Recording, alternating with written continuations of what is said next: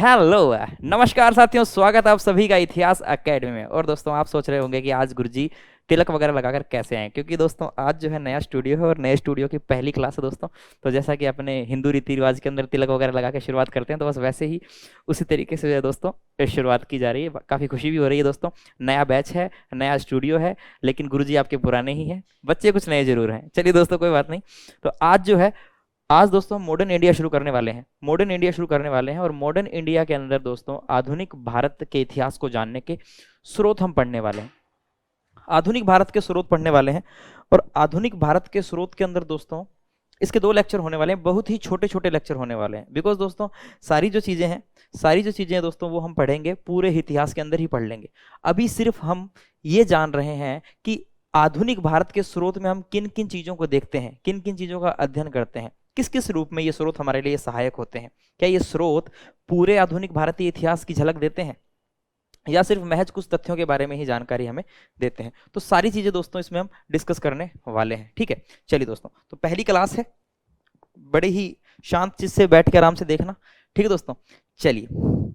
और देखिए दोस्तों, जो भी बच्चे हमसे नए जुड़े, कुछ बच्चे तो पुराने हैं जो हमारे प्राचीन भारत के कोर्स में भी एनरोल हो चुके हैं और हिस्टोग्राफी वाले कोर्स में भी है, लेकिन जो भी बच्चे नए जुड़े हैं उनसे एक ही बात कहूंगा कि ईमानदारी से पढ़िएगा, बिकॉज मैं ईमानदारी के साथ अपना काम कर रहा हूं दोस्तों। ठीक है, मैं 100% करूंगा, आपको 200% करना है। ठीक है, तभी जाकर जो है सफलता हाथ में हमारे आने वाली है। चलिए दोस्तों, कोई बात नहीं, शुरू करते हैं क्लास। देखिए दोस्तों, हमारे पास सोर्सेज के रूप में बहुत सारे सोर्सेज है। देखिए दोस्तों, ऐसा कैसा फ्लो चार्ट जो है आप बना लीजिएगा, पीडीएफ आपको मिल जाएगी दोस्तों। देखिए, आधुनिक भारतीय इतिहास के स्रोत के अंतर्गत हम देख रहे हैं दोस्तों पुरालेखीय सामग्री है। अभी मैं बताऊंगा आपको कि पुरालेखीय सामग्री क्या होती है। ठीक है, जीवनी साहित्य एवं संस्मरण यात्रा वृत्तांत है।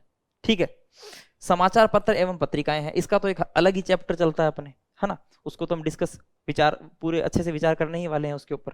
इसके अलावा मौखिक प्रमाण है दोस्तों। मौखिक प्रमाण जो है वो विवादास्पद भी होते हैं, क्योंकि मौखिक बातें जो है दोस्तों वह पूरी तरीके से सत्य नहीं होती। हालांकि ऐसा नहीं है कि उसमें सच्चाई होती ही नहीं है, सच्चाई होती है, लेकिन दोस्तों पूरी तरीके से जो मौखिक संस्मरणों पर, मौखिक प्रमाणों पर दोस्तों एक इतिहासकार जो है या फिर एक लेखक जो है वो पूरी तरीके से मौखिक प्रमाणों पर जो है डिपेंड नहीं रह सकता है ना।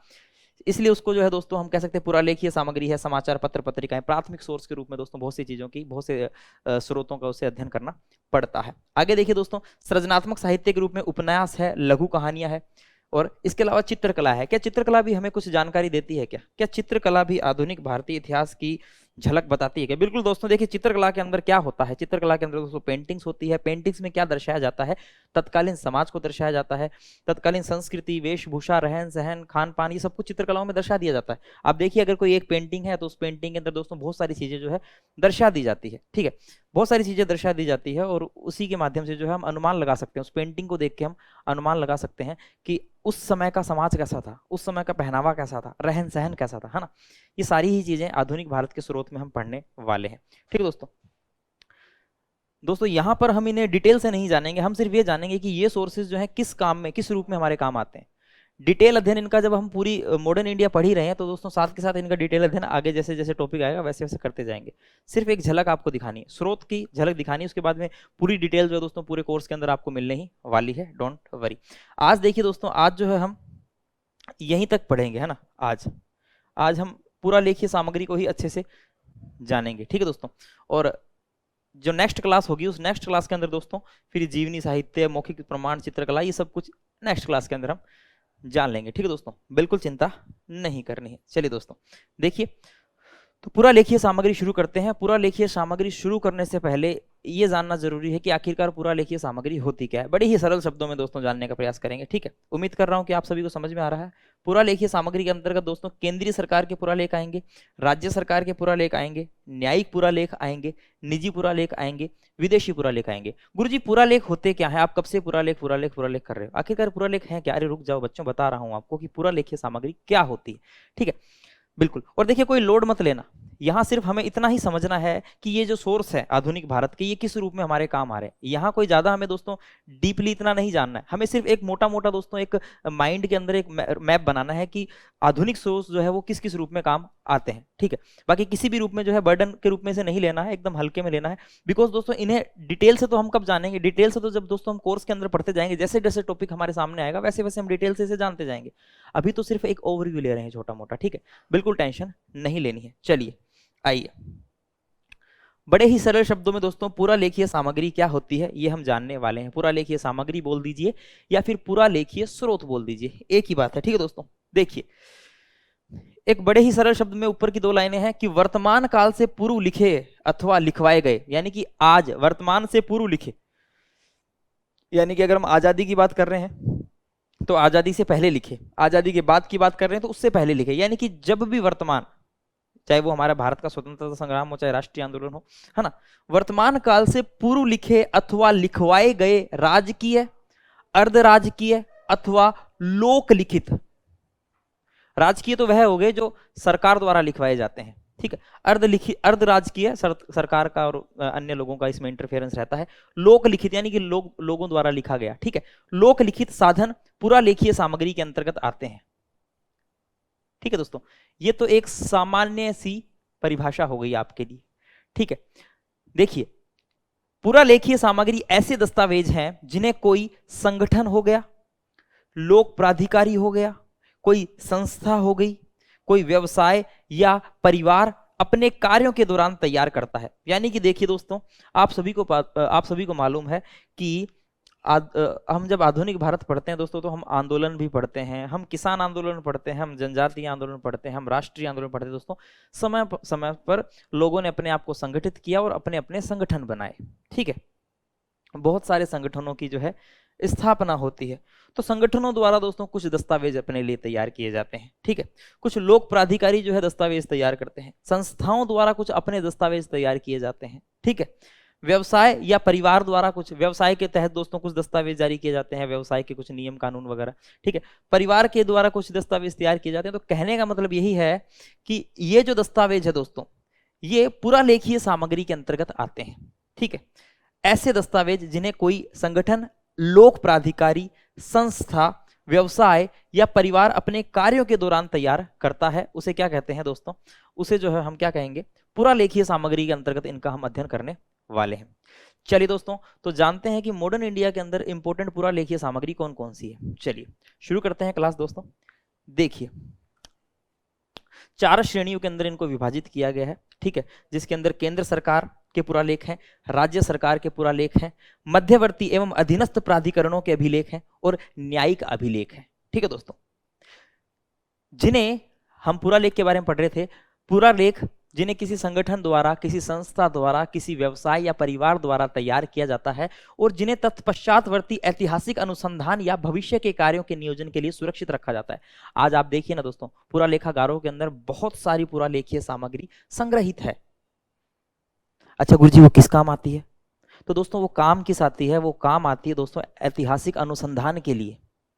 फॉर एग्जाम्पल आप जो है आने वाले समय में जो है पीएचडी करोगे, रिसर्च करोगे, अपने शोध का विषय आधुनिक भारत में ही कोई टॉपिक चूज करोगे, चाहे आप 1857 की क्रांति को सेलेक्ट करो, चाहे आप राष्ट्रीय आंदोलन में किसी टॉपिक को सेलेक्ट करो, ठीक है, चाहे आप कृषक आंदोलन को लेकर कुछ टॉपिक को सिलेक्ट करो, चाहे आप अपने ही गांव में रहने वाली कोई भी जनजाति जिन्होंने कभी पास्ट में कोई आंदोलन किया हो अपने हितों के लिए, चाहे आप उनको लेकर रिसर्च करो। तो दोस्तों उसके लिए आपको जो है सोर्सेज चाहिएंगे, स्रोत चाहिएंगे, प्रमाण चाहिएंगे। आखिरकार किस आधार पर आप जो है अपना रिसर्च कार्य को जो है संपन्न कर पाओगे? स्रोत चाहिएंगे, बिल्कुल चाहिएंगे। तो दोस्तों ये पूरा लेखीय स्रोत जो है पूरा लेखागारों के अंदर पड़े हैं, ठीक है।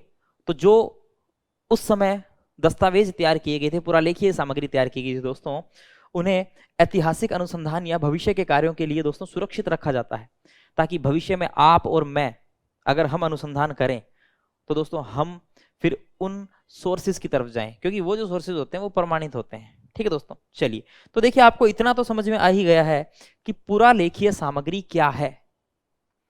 वर्तमान से पूर्व लिखे अथवा लिखवाए गए राजकीय, अर्धराजकीय, लोक लिखित साधन पुरालेखीय सामग्री के अंतर्गत आते हैं। वे दस्तावेज हैं जिन्हें संगठन, लोक प्राधिकारी, संस्था, व्यवसाय या परिवार अपने कार्यों के दौरान क्या करता है, तैयार करता है। ठीक है, ये जो है दोस्तों पुरालेखीय सामग्री के अंतर्गत आते हैं। अब देखिए दोस्तों, आधुनिक काल के लिए इन पुरालेखीय स्रोत की 4 श्रेणियां हैं, 4 श्रेणियों में विभाजित किया गया। एक तो ऐसे पुरालेखीय स्रोत दोस्तों जिन्हें जो सरकार ने, राजकीय, जैसे केंद्र सरकार द्वारा जो है दोस्तों पुरालेख तैयार किए गए हो। कुछ दोस्तों ऐसे हैं जो राज्य सरकार के द्वारा तैयार किए गए हो, वह पुरालेख है। कुछ ऐसे हैं दोस्तों मध्यवर्ती या कोई अधीनस्थ प्राधिकरणों के द्वारा जो है अभिलेख तैयार किए गए हो। या फिर दोस्तों कुछ न्यायिक अभिलेख है, कुछ न्याय संबंधी, कुछ न्यायालय द्वारा जो है दोस्तों कुछ दस्तावेज जो है तैयार किए गए हो, जिसमें दोस्तों न्यायिक संबंधी कुछ प्रक्रिया हो, कुछ नियम कानून सम्मिलित किए गए हो। ठीक है, तो इन 4 श्रेणियों के अंतर्गत पुरालेखीय सामग्री को दोस्तों विभाजित किया गया है। आइए जानते हैं। चलिए देखिए, केंद्र सरकार के पुरालेख। देखिए दोस्तों, अब यहाँ केंद्र सरकार का मतलब क्या है दोस्तों। अगर हम दोस्तों ब्रिटिश काल की बात करेंगे, आधुनिक काल की बात करेंगे, तो आप सभी को पता है कि ईस्ट इंडिया कंपनी भारत में आती है दोस्तों।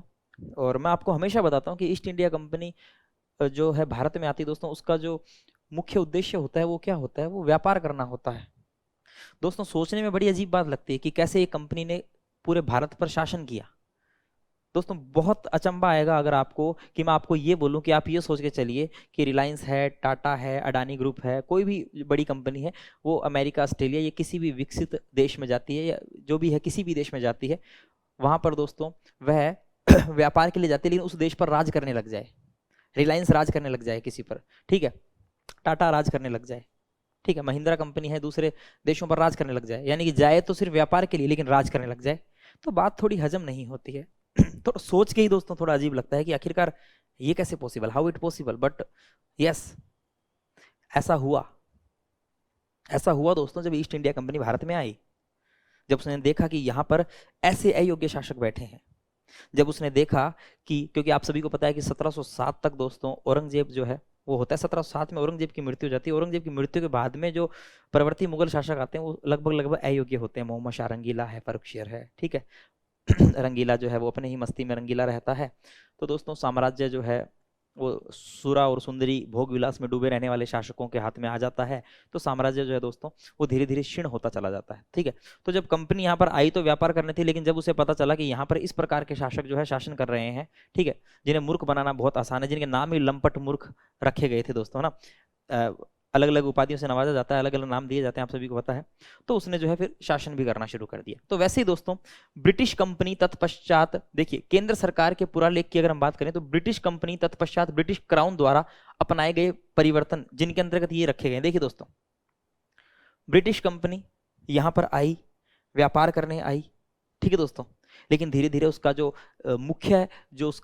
मुख्य हम कह सकते हैं कि जो उद्देश्य है वो क्या हो गया, व्यापार के साथ साथ भूभाग पर अधिकार करना भी हो गया। व्यापार और भूभाग यूपीएससी में पूछा गया दोस्तों, व्यापार करने आई थी और भूभाग पर भी अधिकार कर लिया। यूपीएससी में क्वेश्चन कुछ इस प्रकार से आया था कि ईस्ट इंडिया कंपनी का जो है मुख्य उद्देश्य क्या था जब वह भारत आई थी, केवल व्यापार या फिर भूभाग पर अधिकार करना, केवल भूभाग या फिर व्यापार और भूभाग दोनों। तो दोस्तों केवल व्यापार, लेकिन बाद में जाकर व्यापार और भूभाग दोनों हो जाता है। ठीक है, तो जब ब्रिटिश ईस्ट इंडिया कंपनी आती है, आने के पश्चात उसके बाद में ब्रिटिश क्राउन द्वारा अपनाए गए परिवर्तन, यानी केंद्र सरकार द्वारा पुरालेख जो है, केंद्र सरकार के जो पुरालेख आप समझने की कोशिश कीजिए, उसके अंतर्गत हम क्या रखेंगे, उसके अंतर्गत दोस्तों, क्योंकि केंद्र सरकार में कौन था, ब्रिटिशर्स थे भाई, सरकार कौन चला रहे थे, ब्रिटिशर्स थे, हम थोड़ी चला रहे थे। ठीक है, गवर्नर जनरल थे, ठीक है। 1857 के बाद में दोस्तों फिर वायसराय पद गठित हो गया, वायसराय आने लग गए, इनके द्वारा चलाया जा रहा था काम, तो है ना।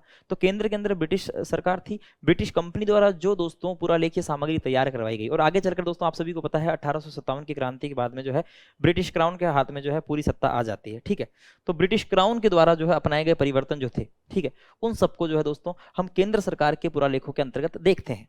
ठीक है, अभी जैसे कि इसके अंदर 1773 के रेगुलेटिंग अधिनियम तत्पश्चात विभिन्न संवैधानिक परिवर्तन, आप सभी को पता है संवैधानिक परिवर्तन देखते हैं हमारे सिलेबस में, तो स्पष्ट 1909, 1919 और 1935 वाले अधिनियम तो स्पष्ट हमारे सिलेबस में भी दिए गए हैं दोस्तों, है ना। तो जैसे कि रेगुलेटिंग एक्ट आ गए, जिनके द्वारा दोस्तों संवैधानिक स्थिति को धीरे धीरे जो है परिवर्तन किया गया। ठीक है, ये इसके अंतर्गत हम पढ़ लेते हैं। इसके अलावा 1857 के पश्चात के प्रशासनिक एवं संवैधानिक विकास, भाई 1857 की जो क्रांति है उससे पहले स्थिति कुछ और थी, लेकिन 57 के बाद में कुछ और हुई, बिकॉज अंग्रेजों को लगा कि भाई अब भारतीय जो है एकजुट हो सकते हैं, भारतीय एकजुट हो सकते हैं, विद्रोह कर सकते हैं, विद्रोह किया भारतीयों ने, ठीक है। तो दोस्तों फिर कुछ परिवर्तन करने पड़े।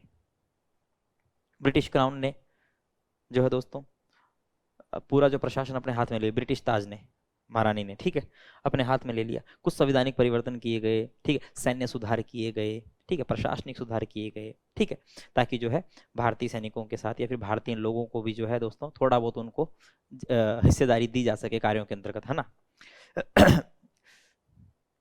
तो दोस्तों 1857 के पश्चात के प्रशासनिक एवं संवैधानिक विकास जो है वो भी किसमें आएंगे, केंद्र सरकार के पुरालेख के अंतर्गत आते हैं। इसके अलावा विभिन्न लोक सेवाओं का गठन, ये सारी चीजें जो है दोस्तों केंद्र सरकार के पुरालेखीय सामग्री के अंतर्गत हम देखते हैं, ठीक है। अभी एक्ट दोस्तों जैसे 1773 के रेगुलेटिंग एक्ट है, ठीक है, तो इसको अभी हमें डिटेल से यहाँ पढ़ने का कोई मतलब नहीं है। आगे जैसे ही हमारे एक्ट आएगा, हमारे सिलेबस में पूरा ही है दोस्तों मॉडर्न इंडिया एक्ट आएंगे, तो वैसे वैसे दोस्तों हम इनका अध्ययन जो है करते भी रहेंगे साथ साथ, ठीक है। अभी तो सिर्फ आप ये देखिए कि इनके अंतर्गत क्या आता है। अभी 1857 के पश्चात जो है क्या क्या प्रशासनिक परिवर्तन हुए, क्या क्या संवैधानिक परिवर्तन हुए, तो दोस्तों उनको जानना यहाँ इतना जरूरी नहीं है। जब हम 1857 की क्रांति पढ़ेंगे तो 1857 की क्रांति के परिणामों के अंतर्गत इनको पढ़ेंगे, है ना। बस तो स्रोतों के रूप में बस आप ये जानिए कि क्या क्या स्रोत है, किस किस रूप में काम में आते हैं, ठीक है, किस किस प्रकार से हमें जानकारी देते हैं। बाकी डिटेल अध्ययन तो दोस्तों जब हम पूरा पढ़ने वाले हैं उसमें करने ही वाले हैं। आइए इसके अलावा दोस्तों देखते हैं नेक्स्ट, स्थानीय स्वशासन का प्रारंभ। स्थानीय स्वशासन क्या होता है दोस्तों, आप सभी को पता है ग्राम सरकारें, ग्राम पंचायतें, ठीक है दोस्तों, ग्रामीण स्वशासन, ठीक है, तो इनका प्रारंभ हो गया। इसके अलावा भारतीयकरण की समस्या और प्रांतों का प्रादेशिक पुनर्गठन, ठीक है, इन सबसे संबंधित जो पुरालेखीय सामग्री है, जो दस्तावेज है, वह भी हम केंद्र सरकार के अंतर्गत पढ़ते हैं। भारतीयकरण की समस्या आप सभी को पता है दोस्तों, जब भारत का विभाजन हुआ तो बहुत सारे क्षेत्र जो है वो पाकिस्तान में मिलना चाहते थे, कुछ क्षेत्र जो है दोस्तों वो नहीं मिलना चाहते थे भारत में, तो दोस्तों फिर इनका पुनर्गठन करने में भी काफी समस्या आती है। अलग अलग आयोगों का गठन होता है दोस्तों, ठीक है, भाषाई आधार पर, ठीक है, अलग अलग आयोगों का दोस्तों गठन किया जाता है, ठीक है, भारत के पुनर्गठन के लिए, ठीक है। तो वो सारे दस्तावेज इसके अंतर्गत हम देखते हैं।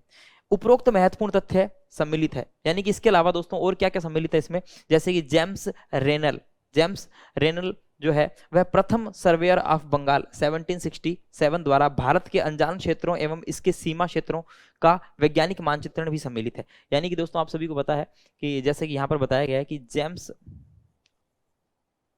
रेनल जो है, ठीक है, चलिए, तो जेम्स रेनल जो है जिन्हें प्रथम सर्वेयर ऑफ बंगाल नियुक्त किया गया था, ठीक है, ये 1767 के आसपास की बात है।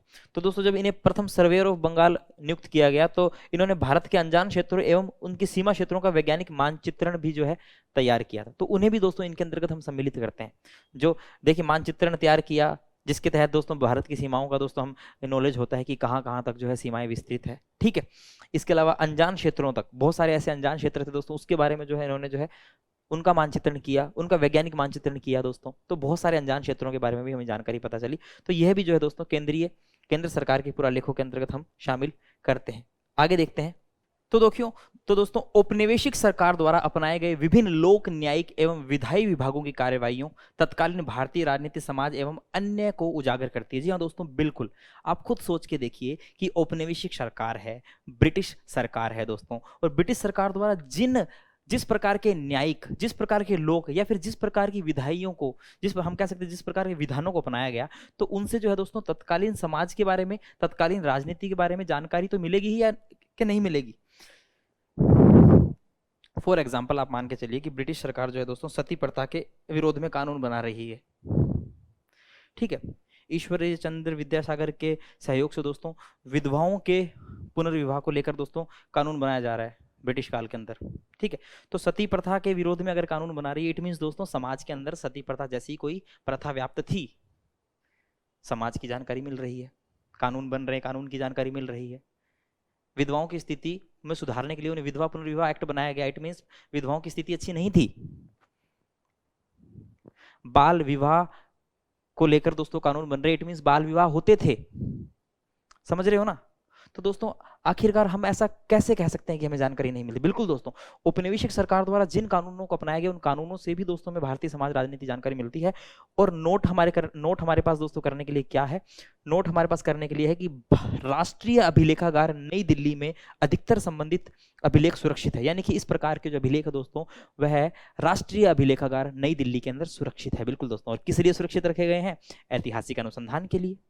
बिल्कुल गुरुजी, चलिए आगे देखते हैं। आइए नंबर 2 पर दोस्तों हम देखेंगे राज्य सरकारों के पुरालेख। अब देखिए दोस्तों, मैंने पहले नंबर पे देखा था केंद्र सरकार के पुरालेख, दूसरे नंबर पर दोस्तों हम देख रहे हैं राज्य सरकार के पुरालेख।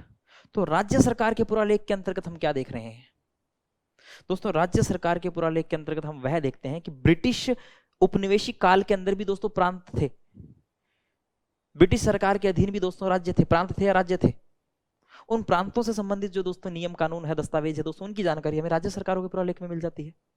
बिल्कुल, औपनिवेशिक शासन के अंतर्गत विशेष रूप से भूतपूर्व ब्रिटिश भारतीय प्रांतों के, जो ब्रिटिश काल के अंदर जो भारतीय प्रांत थे, भूतपूर्व राजसी राज्य जिन्हें 1947 के पश्चात भारतीय संघ में शामिल किया गया। आप सभी को मालूम है कि 1947 के पश्चात जब भारत का पुनर्गठन किया गया, जब भारत के पुनर्गठन की समस्या दोस्तों आती है, तो दोस्तों पुनर्गठन के अंतर्गत दोस्तों बहुत सारे संगठनों का है ना, बहुत सारे अलग अलग आयोगों का गठन किया जाता है। बहुत सारे क्षेत्र ऐसे थे जो कि दोस्तों पाकिस्तान में मिलना चाहते थे, बहुत सारे भारत में नहीं रहना चाहते थे दोस्तों, उन्हें जो है भारतीय पुनर्गठन के तहत दोस्तों उन्हें भारत के अंदर शामिल किया गया। अलग अलग प्रकार के ऑपरेशन चलाए गए दोस्तों, ठीक है, अलग अलग आयोग का गठन किया गया, भाषाई आधार पर दोस्तों राज्यों का गठन किया गया। तो दोस्तों जो 1947 के पश्चात जो भारतीय संघ में शामिल जो राज्य शामिल किए उनकी हमें जानकारी मिल जाती है, उन प्रांतों की जानकारी मिल जाती है, ठीक है। हैदराबाद है, जूनागढ़ है, कश्मीर है दोस्तों, इन राज्यों की जानकारी मिल जाती है, ठीक है। इसके अलावा ब्रिटिश प्रशासन के अतिरिक्त विदेशी प्रशासन, कि ब्रिटिश प्रशासन के अंतर्गत दोस्तों विदेशी प्रशासन कैसा था, इसकी जानकारी दोस्तों हमें मिल जाती है, ठीक है।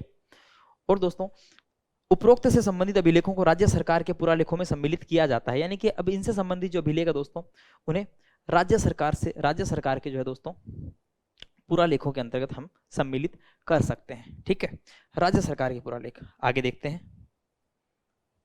इसके अतिरिक्त उन भारतीय शक्तियों के अभिलेख जिन्हें ब्रिटिश शासन ने अपने अधीन कर लिया था देश। तो देखिए दोस्तों, इसके अलावा दोस्तों आप सभी को पता है कि ब्रिटिश सरकार ने बहुत सारी ऐसी संधियां लागू की थी जिसके तहत दोस्तों बहुत सारे क्षेत्रों को अपने अधीन कर लिया गया था। फॉर एग्जाम्पल आप देखिए कि वेलंजली की सहायक संधि है। भाई वेलंजली ने जो है अलग अलग राज्यों के साथ, भारतीय प्रांतों के साथ दोस्तों जो है, रियासतों के साथ, राज्य रजवाड़े जो भी हैं उनके साथ जो दोस्तों क्या किया, सहायक संधि की, ठीक है, अपने अधीन किया।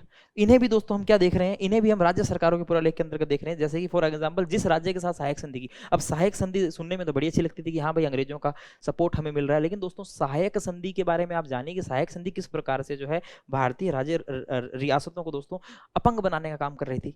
भाई सहायक संधि में क्या होता था कि भाई जो भी रियासत है, जो भी क्षेत्र है दोस्तों जो अंग्रेजों के साथ सहायक संधि करता था, तो उन्हें जो है दोस्तों अंग्रेज बहुत सारी फैसिलिटीज देते थे। कहने को दोस्तों उन्हें अंग्रेज जो है बहुत सारी फैसिलिटीज देते थे। जैसे कि जो अंग्रेज है वो बोलते थे कि आपको जो है हम सेना उपलब्ध करवाएंगे, उसका खर्चा हालांकि इन राजे रजवाड़ों को ही, इन रियासतों को उठाना पड़ता था, लेकिन अंग्रेज कहते थे कि हम आपको क्या देंगे, हम आपको सेना उपलब्ध करवाएंगे। इसके अलावा दोस्तों जो भी राज्य सहायक संधि स्वीकार करता था उस राज्य के अंदर एक अंग्रेज रेजिडेंट नियुक्त होता था। अच्छा, इससे क्या होगा सर, इससे दोस्तों वह जो राज्य है वह अंग्रेजों के खिलाफ षड्यंत्र नहीं कर पाएगा, बिकॉज एक बंदा वहां ऑलरेडी अंग्रेज रेजिडेंट नियुक्त हो रखा है। अगर कोई छोटी मोटी षड्यंत्रकारी बात होगी तो दोस्तों वो पहले ही अंग्रेजों को सतर्क कर देगा, ठीक है। अच्छा, इसके अलावा दोस्तों विदेशी मामलों में भी इंटरफेयर किया सहायक संधि ने, विदेशी संबंधों को भी प्रभावित किया सहायक संधि ने, बिकॉज उसके अंदर शर्त ऐसी थी कि जिस भी रियासत ने सहायक संधि स्वीकार की है, जिस भी राज्य ने सहायक संधि स्वीकार की है, वह राज्य बिना अंग्रेजों की परमिशन के, बिना ब्रिटिशर्स की परमिशन के दोस्तों किसी दूसरी यूरोपीय शक्ति के साथ संबंध नहीं बना सकता, उसे परमिशन लेनी पड़ेगी। और भारत के अंदर अन्य यूरोपीय शक्तियां भी थी दोस्तों। तो एक प्रकार से विदेशी जो भारतीय राज्यों की हम कह सकते हैं जो विदेशी शक्ति है, हम कह सकते हैं विदेशी शक्ति क्या कहेंगे, विदेशी संबंध कहेंगे, विदेशी संबंध है, उनमें भी दोस्तों क्या किया, इंटरफेयर किया, ठीक है। तो दोस्तों एक प्रकार से भारतीय रियासतों को, भारतीय राज्यों को तो इस सहायक संधि ने एकदम पंगु बना दिया।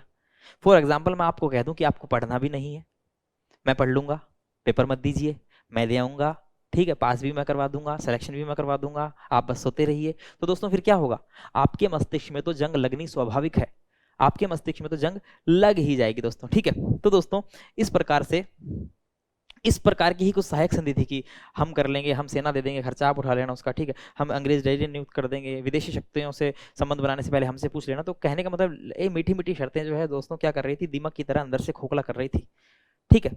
इसके अलावा दोस्तों गोद निषेध प्रथा है, डलहौजी की, ऐसे बहुत सारे दोस्तों नियम, ऐसे बहुत सारे कानून, ऐसी बहुत सारी संधियां हुई जो कि दोस्तों राज्यों से संबंधित, जिन जिन राज्यों ने वो संधियां स्वीकार करी तो उन राज्यों से संबंधित दोस्तों जो लेख है वो हमें राज्य, इन राज्यों के जो पूरा लेख है, राज्य सरकारों के जो पूरा लेख है उसके अंतर्गत देखने को मिल जाते हैं। तो इसी वही बात हो रही है इस लाइन में कि इसके अतिरिक्त उन भारतीय शक्तियों के अभिलेख जिन्हें ब्रिटिश शक्ति शासन अपने अधीन कर लिया, यानी बहुत सारे क्षेत्रों को हड़प नीति के तहत, ठीक है, और बहुत सारे क्षेत्रों को सहायक संधि के तहत दोस्तों अपने अधीन कर लिया गया था, है ना। अवध को हड़प लिया गया था। डलहौजी क्या बोलता है अवध के बारे में, आप सभी को पता है, एग्जाम में बहुत बार पूछा जाता है कि यह गिलास फल मेरे मुंह में आकर रहेगा। अवध के बारे में दोस्तों डलहौजी ने एक कोटेशन किया था जो कि राजस्थान के अंदर रीट एग्जाम लगता है उसमें भी आया था, मैं बच्चों को बहुत बार पढ़ा चुका हूँ दोस्तों, जो कि नेट परीक्षाओं में भी शायद, नेट का तो हाँ शायद नेट में पूछा गया कि यह गिलास फल यानी कि यह चेरी मेरे मुंह में आकर रहेगी। अवध के बारे में कहा था किसने, डलहौजी ने कहा था, है ना। बिकॉज अवध जो है दोस्तों वह सैनिकों की पोधशाला था। अवध से सर्वाधिक सैनिक 1857 की क्रांति के अंदर पार्टिसिपेट करते हैं, आपको पता होना चाहिए, ठीक है, इस वजह से। और अवध को जो है दोस्तों कुशासन का आरोप लगाकर हड़पा गया था। जेम्स आउटरम ने रिपोर्ट तैयार करी और अवध को जो है कुशासन का आरोप लगाकर अवध को हड़प लिया गया, है ना, डलहौजी ने। तो दोस्तों ऐसे बहुत सारे राज्यों की जो जानकारी है ये राज्य पुरालेखीय स्रोतों के अंतर्गत हम देख लेते हैं, ठीक है, राज्य सरकार के। इसके अलावा देखिए दोस्तों न्यायिक अभिलेख है तीसरे नंबर पर।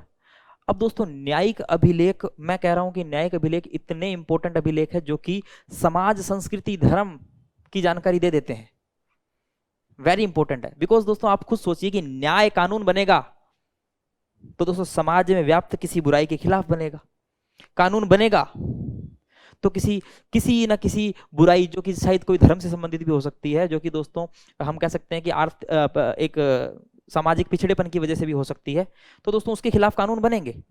कानून बनेंगे दोस्तों तो कानून से ही हमें क्या पता चलेगा, तत्कालीन समाज की जानकारी मिलेगी कि उस समय भारत में शायद ऐसी चीजें व्याप्त थी, इस वजह से उसको लेकर कानून बने।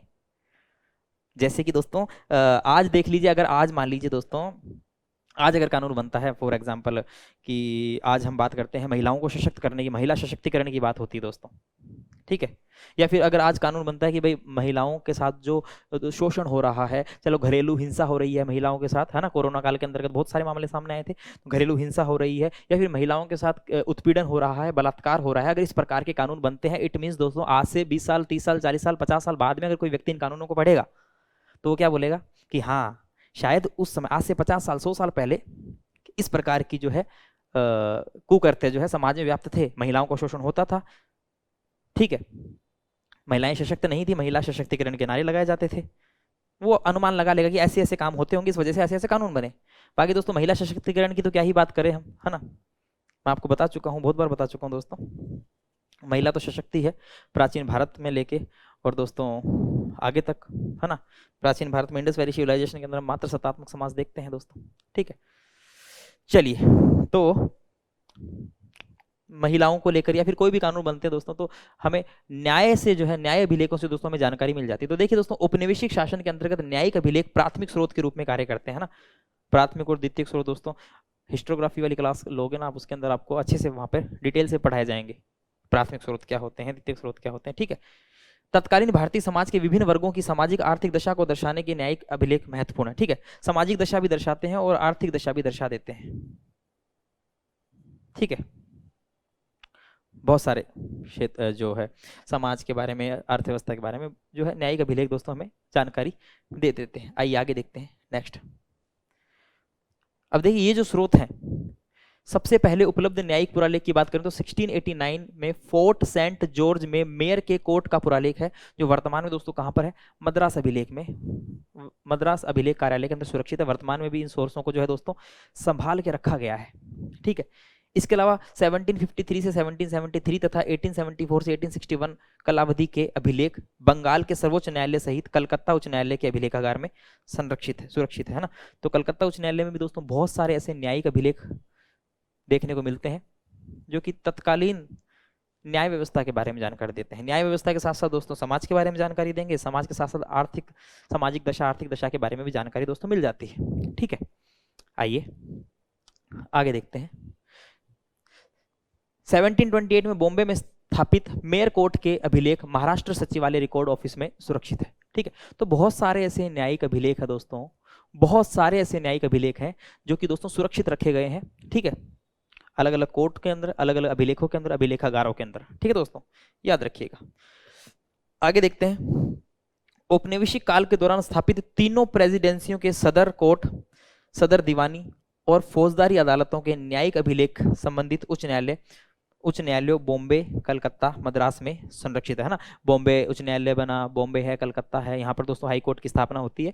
तो उनसे संबंधित जो अभिलेख है दोस्तों वो यहाँ पर संरक्षित रखे गए हैं। यानी कि औपनिवेशिक काल के दौरान दोस्तों सदर दीवानी, फौजदारी अदालतों के न्यायिक अभिलेख संबंधी जो जानकारी है वो दोस्तों हमें यहाँ के अभिलेखागारों के अंतर्गत दोस्तों सुरक्षित मिलती है, देखने को मिल जाती है। और वही फिर बात की किस काम आती है, तो ये दोस्तों काम आती है हमारे ऐतिहासिक अनुसंधान के लिए, शोध कार्यों के लिए, है ना। चलिए आगे देखते हैं। नेक्स्ट, निजी पुरालेख की बात करें दोस्तों। निजी पुरालेख वेरी इंपॉर्टेंट है भाई, निजी नाम से ही पता चल रहा है भाई, पर्सनल पुरालेख जो किसी व्यक्ति ने लिखे होंगे, अपने निजी कार्यों के लिए लिखे होंगे। ठीक है, किसी व्यक्ति द्वारा लिखे जा सकते हैं। तो निजी अभिलेख से तात्पर्य व्यक्तियों अथवा परिवारों से संबंधित पत्र या दस्तावेज है। यह फलतः दस्तावेज आधुनिक भारत में व्यवसाय है, उद्योग है, राजनीति है, धर्म है, समाज है, शिक्षा है, संस्कृति है पर प्रकाश डालते हैं। देखिए दोस्तों, ये देखिए अभी आपको बताता हूं कैसे।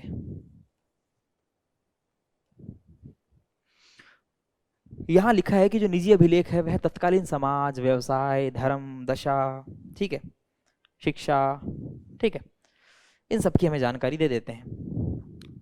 गुरुजी कैसे दे देते हैं? बिल्कुल देते हैं। देखिए दोस्तों, बहुत सारे नेताओं ने जो है अपने निजी पत्र पत्रिकाएं, निजी लेख, निजी पुस्तकें प्रकाशित करी, लिखी भी। फॉर एग्जाम्पल चलो एक छोटा सा उदाहरण दे दूं, आपने डिस्कवरी ऑफ इंडिया नाम सुना होगा, भारत की खोज, पंडित जवाहरलाल नेहरू द्वारा लिखित है, जेल में ही लिखी थी उन्होंने भी ये। ठीक है दोस्तों, तो यह जो पुस्तक है इसमें क्या है भाई, भारत की एक खोज। आपने तो शायद नहीं पढ़ी होगी दोस्तों, मैंने तो बहुत अच्छे से पढ़ा है, मैं अपने एमए के दौरान इसको पढ़ चुका था, 3rd सेमेस्टर के आसपास। पूरी किताब मैंने 1-2 बार पढ़ी है, काफी अच्छी किताब है।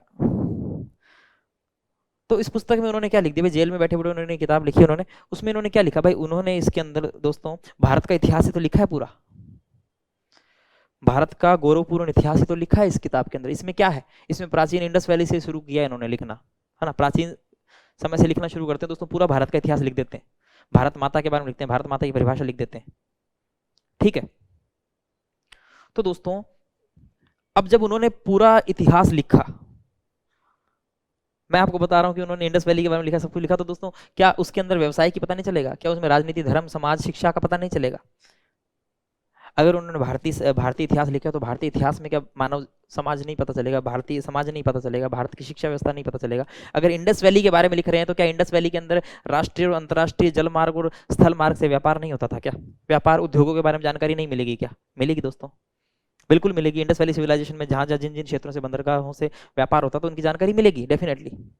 उस समय की राजनीति, उस समय के धर्म कैसा था, है ना, किस प्रकार की व्यवस्था थी, समाज कैसा था, मात्र सत्तात्मक समाज था। ठीक है, शिक्षा, संस्कृति, सब पर प्रकाश डालेगा कि नहीं डालेगा? ठीक है, और अगर कोई अपना निजी लेख भी लिख रहा है फॉर एग्जाम्पल, और निजी लेख में कुछ बातों का जिक्र भी कर रहा है, तो दोस्तों उसमें भी दोस्तों कहीं ना कहीं दोस्तों समाज की झलक तो दिखी जाती है ना। आज हम भी दोस्तों, अभी तो फिलहाल जमाना कुछ और आ चुका है, आधुनिक युग है दोस्तों आजकल। तो पहले दोस्तों लोग जो है कोई चीज लेते थे, नई चीज, तो 10-10, 20-20 दिन, महीनों तक पता ही नहीं चलता था भाई किसी ने कुछ नया लिया भी है। बट दोस्तों आज अभी आप लीजिए 5 मिनट पहले, और 5 ही मिनट के अंदर पूरे समाज में, पूरे परिवार में पता चल जाए उस बंदे ने जो है गाड़ी निकलवाई है ना, या फिर ये लिया, सब कुछ पता चल जाता। तो अभी तो ऐसा कोई टाइम है नहीं, ठीक है। लेकिन पहले पत्र वगैरह लिखा करते थे, तो उन पत्र के अंदर दोस्तों स्पष्ट रूप से जो है निजी बातों के अलावा, निजी संस्मरणों के अलावा दोस्तों समाज की जानकारी भी उसमें हो जाती है। हम भी लिखते हैं तो हमारे आसपास की बातों के बारे में लिखते हैं। ठीक है, चलिए उदाहरण के लिए देखिए दोस्तों, जैसे बैंकों, व्यापार, घरानों और चैम्बर ऑफ कॉमर्स के अभिलेख तत्कालीन आर्थिक परिवर्तनों को समझने के लिए बहुत उपयोगी है है ना भाई, बैंक के दस्तावेज हैं, ठीक है, और व्यापार घरानों के दस्तावेज है दोस्तों। तो वो व्यापार घराने के दस्तावेज है, व्यापार संबंधी बात करेंगे तो आर्थिक व्यवस्था को समझने के लिए बहुत ज्यादा इंपॉर्टेंट है, बहुत इंपॉर्टेंट है दोस्तों, बहुत अच्छा हम कह सकते हैं कि एक महत्वपूर्ण रोल अदा करते हैं। वर्तमान के अंदर दोस्तों बजट पारित होते हैं, और वर्तमान के अंदर हम देखते हैं आर्थिक समीक्षाएं आती है, ठीक है।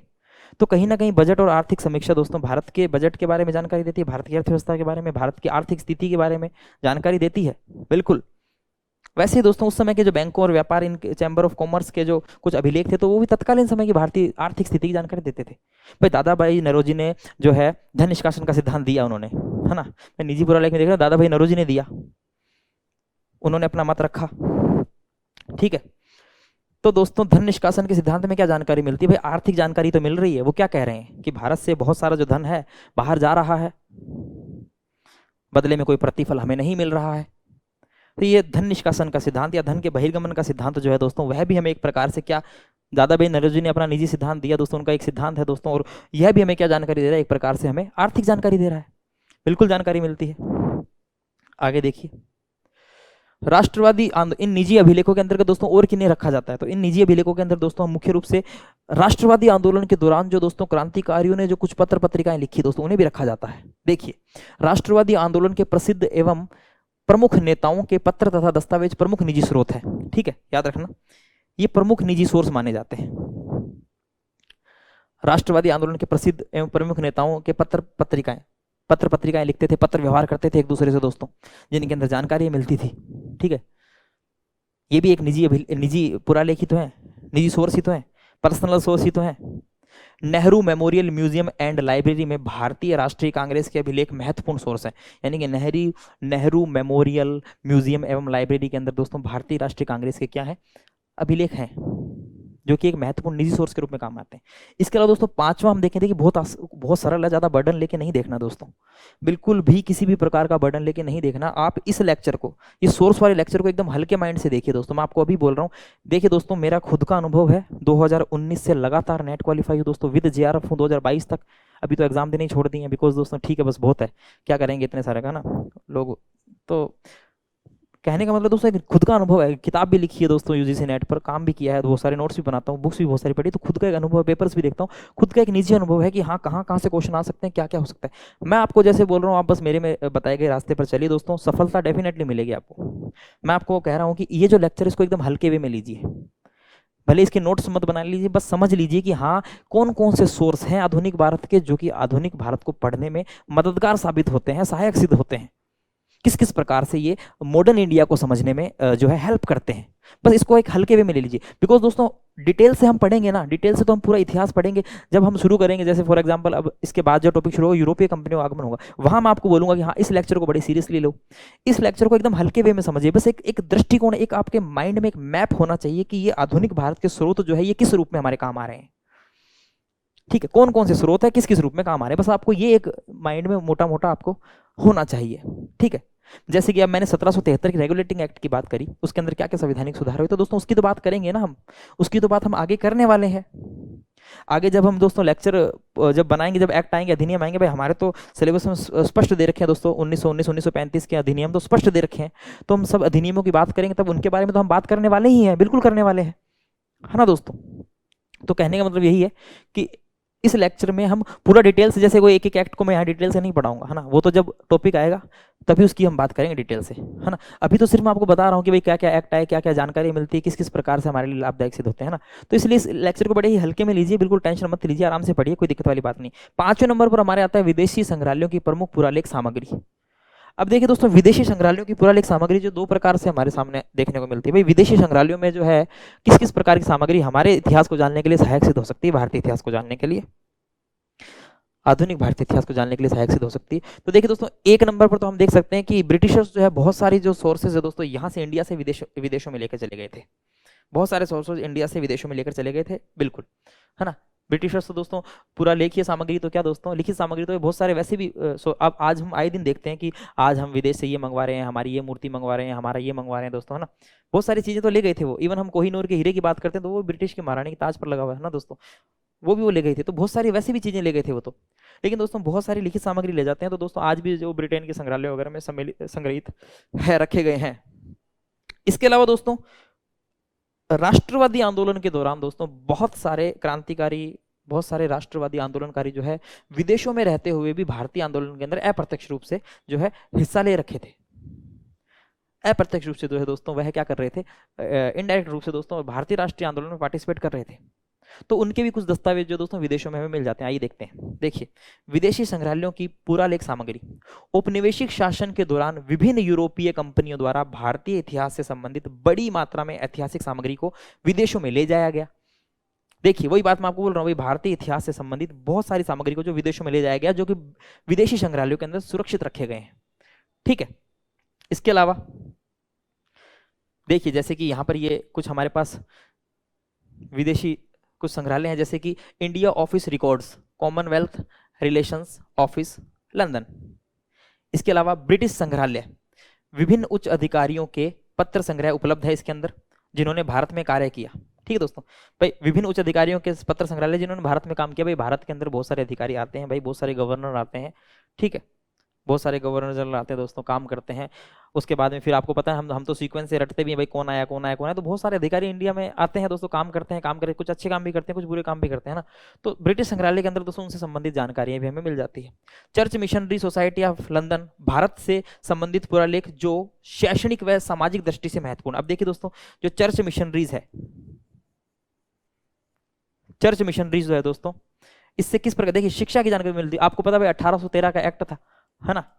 1813 के एक्ट के तहत जो है दोस्तों ईसाई मिशनरीज को जो है, ईसाई मिशनरीज को परमिशन दे दी कि जाओ इंडिया में जाओ और इंडिया में जो है ईसाई शिक्षा का क्या है, प्रचार प्रसार करो। यानी कि 1813 के एक्ट के साथ जो है दोस्तों ईसाई मिशनरीज को इंडिया के अंदर जो है परमिशन मिल जाती है भारतीय शिक्षा का प्रचार प्रसार करने की। ठीक है, तो वे जबरन भी दोस्तों करते हैं, जबरन भी शिक्षा का प्रचार प्रसार करते हैं, है ना। तो दोस्तों एक प्रकार से शैक्षणिक जानकारी हमें मिल रही है ईसाई मिशनरीज द्वारा, जो है एक प्रकार से ईसाई शिक्षा वगैरह जो भी दी गई, तो एक प्रकार से शैक्षणिक जानकारी हमें मिल रही है। सामाजिक दृष्टि से तो ये भारतीय संबंधित पूरा लेख ही है, church missionary society of London. ठीक है, तो इसमें दोस्तों हमें भारत की शैक्षणिक और सामाजिक दृष्टि से हमें जानकारी मिलती है। ठीक है, ईसाइयत, ईसाई बनाया गया, ईसाई शिक्षा दी गई, तो ये जानकारी हमें मिलती है। ठीक है दोस्तों, बिल्कुल। ये यूनाइटेड किंगडम के हैं सारे संग्रहालय, ब्रिटेन के, है ना, ब्रिटेन के हम कह सकते हैं। आगे देखिए, फिर देखिए दोस्तों कुछ फ्रांस के कुछ संग्रहालय हैं, जैसे कि आर्काइव्स नेशनल पेरिस के अंदर है, French ministry of foreign affairs colonies and for, ठीक है, एंड वॉर, ये कहाँ पर है, फ्रांस में। इसके अलावा दोस्तों रिक्सरचीफ हैग, ये रिक्सरचीफ हैग क्या है, डच ईस्ट इंडिया कंपनी से संबंधित अभिलेख इसके अंतर्गत दोस्तों मिल जाते हैं।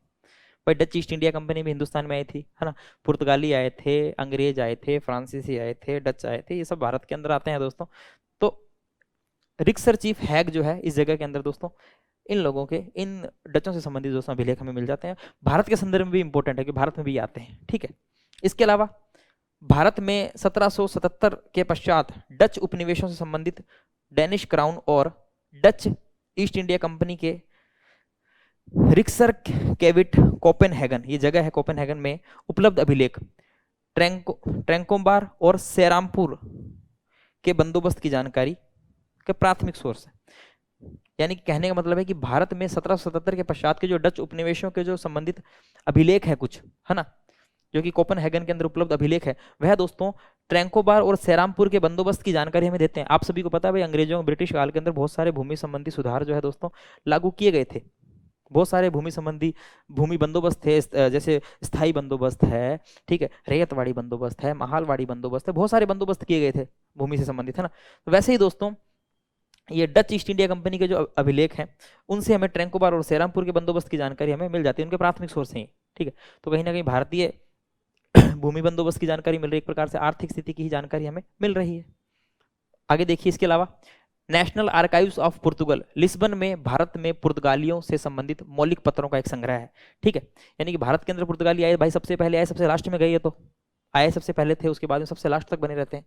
ठीक है, तो पुर्तगालियों से संबंधित दोस्तों मौलिक पत्र हमें यहाँ पे देखने को मिल जाते हैं। इसके अतिरिक्त भारतीय राष्ट्रीयवादियों द्वारा, देखिए मैंने आपको दो प्रकार बताए थे, जैसे कि एक तो ब्रिटिशर्स जो बहुत सारे सोर्स इंडिया से बाहर लेके गए थे वो मिल जाते हैं विदेशों के अंदर, और दोस्तों खुद स्वयं इंडिया के ही कुछ लोग जो विदेशों से जो है दोस्तों क्रांतिकारी गतिविधियों का, या हम कहते हैं राष्ट्रवादी आंदोलन का जो है संचार कर रहे थे, प्रचार, हम कह रहे थे भाई राष्ट्रवादी आंदोलन जो है एक प्रकार से वहां से चला रहे थे, ठीक है, वहां से योगदान दे रहे थे उसके अंतर्गत, है ना। तो उनके भी दोस्तों हमें जो सोर्स मिल जाते हैं, जैसे कि इसके अतिरिक्त भारतीय राष्ट्रवादियों द्वारा विदेशों में चलाए गए विभिन्न राष्ट्रवादी गतिविधियों से संबंधित पुरालेख विभिन्न देशों में मौजूद है, जैसे कि जर्मन फॉरेन ऑफिस के अंदर मौजूद है, state department of justice department America के अंदर और जस्टिस डिपार्टमेंट अमेरिका के अंदर मौजूद है।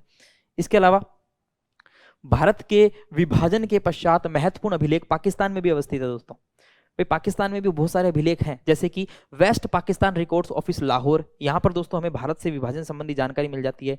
1894 में पंजाब सरकार के अभिलेख के अतिरिक्त 1804 से 1857 के दिल्ली रेजिडेंस और विभिन्न राजनीतिक अधिकरणों से के जो अभिलेख है वो मिल जाते हैं। इसके अलावा अभिलेख कार्यालय पेशावर, इसमें दोस्तों 1849 से 1900 में पेशावर के कमिश्नर व 1901 से उत्तर पश्चिम सीमा प्रांत के अभिलेख जो है दोस्तों हमें यहां से जानकारी मिल जाती है अभिलेखों की। तो कहने का मतलब यही है कि भारत में विभाजन के पश्चात जो महत्वपूर्ण अभिलेख है दोस्तों वो पाकिस्तान में मिल जाते हैं, पेशावर के अंदर मिल जाते हैं। इसके अलावा West Pakistan record office Lahore में मिल जाते हैं, ठीक है। तो कुल मिला के दोस्तों आज जो हमने जाना है वो क्या जाना है, आज हमने दोस्तों सोर्स के रूप में दोस्तों पूरा लेखीय सामग्री की बात की, जिसके अंदर हमने 1, 2, 3, 4 और 5 इन 5 की बात कर ली। नेक्स्ट लेक्चर के अंदर दोस्तों हम ये सारे ही एक साथ देख लेंगे, ठीक। तो कहने का मतलब क्या है दोस्तों, कहने का मतलब यही है कि जो पुरालेखीय सामग्री मैंने आपको समझाया, भाई पुरालेखीय सामग्री क्या होती है बताया मैंने आपको। केंद्र सरकार के पुरालेख के अंतर्गत हम दोस्तों ब्रिटिश उपनिवेशिक काल के अंदर जो ब्रिटिश गवर्नमेंट थी उसके कुछ पुरालेख देखते हैं, उससे संबंधित दस्तावेज देखते हैं। राज्य सरकार के पुरालेखों के अंदर दोस्तों ब्रिटिशर्स ने जिन राज्यों को अपने अधीन किया था या फिर पुनर्गठन के समय जो राज्य थे दोस्तों उनसे संबंधित कुछ हमें रिकॉर्ड्स देखने को मिलते हैं। न्यायिक पुरालेख के अंदर दोस्तों न्याय संबंधी जानकारी मिलती है, और न्याय संबंधी जो जानकारी है, न्याय संबंधी जो पुरालेख है वो न सिर्फ न्यायिक गतिविधियों के बारे में बताते हैं बल्कि दोस्तों भारतीय समाज के बारे में, भारतीय शिक्षा के बारे में, भारतीय धर्म है, भारतीय न्याय व्यवस्था है, भारतीय संस्कृति है, इन सब की झलक भी दे देते हैं। निजी पुरालेख के अंतर्गत दोस्तों जो निजी पत्र व्यवहार होता है, जो क्रांतिकारियों ने कुछ निजी लेख लिखे दोस्तों, वह हमें देखने को मिल जाते हैं। विदेशी पुरालेखों के अंतर्गत दोस्तों विदेशी सोर्स देखने को मिलते हैं, जैसे कि जो विदेशों के अंदर भारतीय रह रहे थे उन्होंने जो दोस्तों कुछ पत्र पत्रिकाएं चालू की विदेश में रहते हुए दोस्तों, कुछ पत्रिकाओं का दोस्तों संपादन किया, उसकी जानकारी मिल जाती है। इसके अलावा बहुत सारे ब्रिटिशर्स भी जो यहाँ से सामग्री जो है लेकर गए थे विदेशों में दोस्तों, उसकी भी जानकारी हमें यहाँ पे देखने को मिल जाती है। तो दोस्तों कुल मिला के जो है आज का जो लेक्चर था आधुनिक भारत के स्रोत नंबर 1, ठीक है। अब देखिए दोस्तों फिर से मैं आपको एक बार बोल रहा हूँ, एक बात फिर से बोल रहा हूँ दोस्तों, आराम से सुन लो, बिल्कुल टेंशन नहीं लेनी है। यह पहला लेक्चर है दोस्तों और आधुनिक भारत के स्रोत के रूप में, ठीक है। इसे बिल्कुल ही हल्के वे में पढ़ना है, ज्यादा इसके अंदर दोस्तों क्या नहीं करना है, ज्यादा टेंशन नहीं लेनी है, इसको एकदम नॉर्मल वे में पढ़ना है आपको, है ना, एकदम इजी वे में पढ़ना है दोस्तों, ठीक है। और इसके अगर आप नोट्स बनाओ तो अच्छी बात है, नहीं बनाओ तो भी चलेगा, बिकॉज दोस्तों इसके जो डिटेल्ड जानकारी है वो तो हम पूरी हिस्ट्री के अंतर्गत पढ़ेंगे ही पढ़ेंगे। भाई अभी यहाँ जो है दोस्तों एक एक चीज को खोलने से क्या मतलब है, अभी मैं यहाँ राष्ट्रवादी आंदोलन के कुछ नेताओं की बात करूँ जो विदेशों में रह रहे हैं दोस्तों, तो उन सभी की डिटेल से यहाँ पढ़ने का कोई मतलब नहीं है। जब हम राष्ट्रवादी आंदोलन पढ़ेंगे तब हम पढ़ लेंगे उसके बारे में, है ना।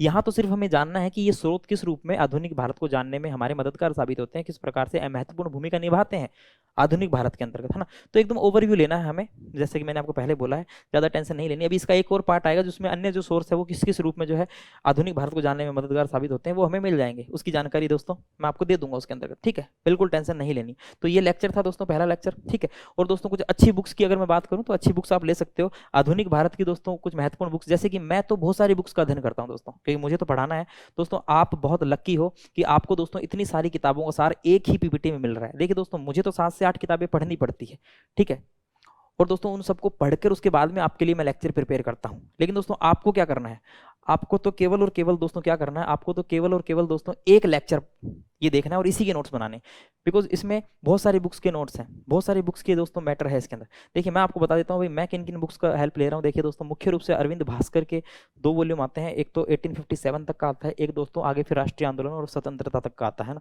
बहुत महत्वपूर्ण सोर्स है दोस्तों। हम देखते हैं यूजीसी नेट के अंदर बहुत सारी ऐसी जानकारियाँ आती है कि भाई कौन से व्यक्ति किस आंदोलन से संबंधित था, कौन नहीं था, दोस्तों उटपटांग नाम आते हैं, बहुत सारे हमें नहीं मिलता। लेकिन दोस्तों अरविंद भास्कर जी की बुक है दोस्तों आधुनिक भारत का इतिहास है, 2 वॉल्यूम में आता है, बड़ी ही दोस्तों रिसर्च बेस्ड किताब है, बड़ी ही शानदार किताब है उसके अंदर, और बहुत महत्वपूर्ण जानकारी दी गई है। हाँ थोड़ी कठिन है, बिल्कुल कठिन है दोस्तों, उनका थोड़ा लिखने का तरीका अलग है दोस्तों, लेकिन 2-3-4 बार पढ़ोगे तो इजीली समझ में आ जाएगी। तो उस किताब की मैं हेल्प ले रहा हूँ। इसके अलावा दोस्तों स्पेक्ट्रम में पढ़ रहा हूँ। आज ये स्रोत वाला जो लेक्चर दोस्तों इसमें स्पेक्ट्रम का बहुत बड़ा रोल है, हाँ यूपीएससी के अंदर बहुत ज्यादा पढ़ी जाती है किताब। तो स्पेक्ट्रम के अंदर अंतर्गत दोस्तों स्पेक्ट्रम जो बुक है उसका बहुत बड़ा रोल है इस लेक्चर को प्रिपेयर करवाने के अंदर। उस किताब से मैंने बहुत सारी सामग्री दोस्तों ली है ना। इसके अलावा दोस्तों यशपाल ग्रोवर में पढ़ता हूँ, इसके अलावा दोस्तों फैक्ट को देखने के लिए परीक्षा वाणी भी मैं पढ़ता हूँ। इसके अलावा दोस्तों हमारे प्रोफेसर्स के नोट्स हैं दोस्तों, यूनिवर्सिटीज़ के प्रोफेसर्स हैं जिन्होंने हमें मास्टर्स MA के दौरान पढ़ाया, तो उनके नोट्स तो बहुत ज़्यादा प्रमाणित नोट्स हैं दोस्तों, ठीक है। उनका अच्छा खासा अनुभव था, उनके नोट्स मैं इसमें इंक्लूड करता हूँ। और दोस्तों अन्य मेरे खुद के बनाए गए नोट्स हैं। इसके अलावा दोस्तों BA में हम कुछ बुक्स खरीदते थे तो उन बुक्स के कुछ नोट्स हैं। तो कहने का मतलब है दोस्तों आपको तो 7-8 किताबों का मैटर एक ही PPT के अंदर मिल रहा है। मैं आपको फिर बोलता हूँ दोस्तों कि अगर आपने ये कोर्स लिया तो अन्य कोई बुक लेने की जरूरत है भी नहीं वैसे, है ना भाई। अगर आप पढ़ो तो बहुत अच्छी बात है, दी बेस्ट है, बाकी कोई अन्य पुस्तक पढ़ने की जरूरत नहीं है। आप इसी से पढ़ो, आपका काम इसी में हो जाएगा। मैं फिर कह रहा हूं दोस्तों, 100 के 100 प्रश्न नहीं आएंगे, लेकिन दोस्तों सिलेक्शन जितना मैटर इसी में से आ जाएगा। 100 में से 80 क्वेश्चन इसी में से मिल जाएंगे। सिलेक्शन जितना मैटर आपको यही मिलेगा, क्योंकि देखिए दोस्तों 100 के 100 तो किसी के भी नोट से नहीं आते हैं, किसी एक किताब में भी नहीं आते हैं, ठीक है। तो दोस्तों अगर आप कोई बुक लेते हैं तो दी बेस्ट है, अच्छी बात है भाई, आपका ही नॉलेज एनरिच होगा। लेकिन अगर आप कोई बुक नहीं लेते हैं दोस्तों तो भी काम हो जाएगा यहाँ से, बिकॉज दोस्तों मैं आपके लिए इतनी मेहनत कर रहा हूँ, 7 से 8 किताबें मैं पढ़ रहा हूँ दोस्तों, उनकी फिर PPT बनवा रहा हूँ दोस्तों, नोट्स बना के खुद लिख रहा हूँ, उसके बाद में PPT बना रहा हूँ। तो आपके लिए मैं इतनी मेहनत कर रहा हूँ, आपको सिर्फ इतनी मेहनत करनी है, आपका समय बचे। देखिए दोस्तों मैंने तो एग्जाम निकाल लिए, मैंने तो क्वालिफाई कर लिया, अभी आपको क्वालिफाई करना है, तो समय कम है, आपका समय बचे। आप 7-8 किताबों में देखिए, उसके बजाय आप एक ही किताब, एक ही इस लेक्चर को देखें और इसके जो PPT है उसको डाउनलोड करें, उसको नोट्स फॉर्मेट में निकलवा लें, या फिर आप क्या करें, उसको जो है खुद ही नोट्स बना लें, है ना। तो जहां आप 10 किताबों से नोट्स बनाएंगे वहां आपको एक ही PPT के अंदर दोस्तों 10 किताबों का मैटर मिल जाएगा। बिल्कुल दोस्तों, मैं बहुत सारे सोर्सेज का यूज करता हूं, बहुत सारी बुक्स पढ़ता हूं दोस्तों। ऐसा नहीं है कि मैं एक ही किताब से सब कुछ मैटर आपको ला दे देता हूं, है ना। कोई टॉपिक अगर एक किताब में है तो दोस्तों फिर तो कहना ही क्या, है ना। जैसे ये सोर्स जो है स्पेक्ट्रम के अंतर्गत दिया गया, बाकी किताबों ना के बराबर मिलता है ना, तो उसकी हेल्प मैंने ली है, ठीक है। और बाकी दोस्तों बहुत सारी किताबों का अध्ययन करता हूँ, क्योंकि एक किताब के अंदर मुझे नहीं लगता कि भाई सारा मैटर होता है, कुछ इसमें छूट गया तो दूसरी किताब में मिल जाता है, दूसरी किताब में छूट गया तो कोई तीसरी किताब में कोई नई जानकारी मिल जाती है, ठीक है। और एक किताब में हो सकता है कुछ त्रुटि भी हो, तो दूसरी किताब में उसका सुधरा हुआ रूप मिल जाता है ना, उसमें होती है तो फिर किसी और किताब में अच्छा मिल जाए। तो कहने मतलब 2-3 सामग्री का यूज, 2-3 बुक्स का यूज करना पड़ता है मुझे तो, है ना। तो ये पहली क्लास है, आपको मैंने बता दिया है। मैं मेरे सोर्सेज बता दिए दोस्तों, मैं यशपाल ग्रोवर पढ़ता हूँ, स्पेक्ट्रम पढ़ता हूँ दोस्तों, अरविंद भास्कर के दोनों वॉल्यूम पढ़ता हूँ, बहुत इंपॉर्टेंट है। इसके अलावा दोस्तों जो है मेरे खुद के नोट्स हैं, प्रोफेसर्स के नोट्स हैं, इसके अलावा और भी कुछ बुक्स है दोस्तों। लेकिन इतनी सारी किताबें दोस्तों आप मत पढ़िए, आप तो एक किताब पढ़िए, अगर लाना चाहो तो कोई भी एक अच्छी किताब ला सकते हो दोस्तों। अदरवाइज किताब लाने की जरूरत नहीं है, आप यहीं से पढ़ोगे दोस्तों, इन्हीं के नोट्स बनाओगे तो काम हो जाएगा। बिल्कुल टेंशन नहीं लेनी है, ये स्रोत वाला लेक्चर है, बड़े ही ऊपर ऊपर मन से आप पढ़ो, एकदम ऊपर ऊपर सतही, बस एक दिमाग में एक इमेज रखो कि हाँ ये सोर्स ऐसे जानकारी मिलती है, बस एक इमेज रखो दोस्तों कि कोई पूछे तो बता सको बस। बाकी पूरा डिटेल से जब हम मॉडर्न इंडिया पढ़ेंगे तो एक एक चीज उसके बारे में जानेंगे। बिल्कुल टेंशन नहीं लेनी दोस्तों, सफलता जरूर आपके कदम चूमेगी, आपको सफल होना है, आपको सफल होने से कोई नहीं रोक सकता। अगर आपने मुझ पर विश्वास किया दोस्तों, एक टीचर पर विश्वास करके चलिए, है ना। मैं ये नहीं कहता मैं बहुत बड़ा ज्ञानी हूँ दोस्तों, मैं तो अल्प ज्ञानी हूँ, अल्प ज्ञान के आधार पर मैंने बहुत सारे एग्जाम क्वालिफाई किए और आपको भी मैं पढ़ाने का प्रयास कर रहा हूँ दोस्तों। बस यही है कि निरंतरता रखिए, ईमानदारी रखिए अपने प्रति, और दोस्तों डेफिनेटली सिलेक्शन आपके हाथ में होगा, डेफिनेटली, अगर ईमानदारी से चलोगे तो। चलिए दोस्तों, तो आज की क्लास बताना जरूर कमेंट बॉक्स में, पहली क्लास थी, आधुनिक भारत का अपना जो है अलग से दोस्तों ग्रुप बना हुआ है, बताना कैसी लगी। मिलते हैं नेक्स्ट क्लास में, तब तक के लिए जय हिंद, जय भारत दोस्तों, धन्यवाद।